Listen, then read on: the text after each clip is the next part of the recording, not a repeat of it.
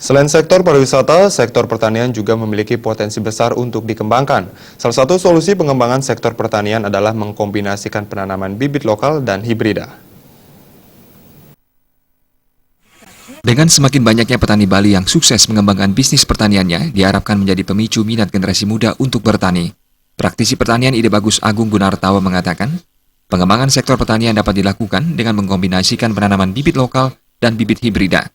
Agung Gunartawa juga mengatakan, hasil dari pengembangan kedua bibit tersebut memiliki sasaran yang berbeda terkait kuantitas dan kualitas. Keduanya menjadi sangat baik kalau kita kombinasikan, sehingga ada sasaran yang berbeda yang dua-duanya kita akan dapat.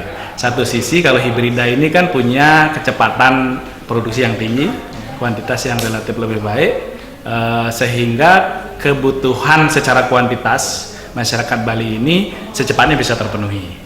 Nah, tetapi yang lokal tadi tidak semata-mata berorientasi pada kuantitas.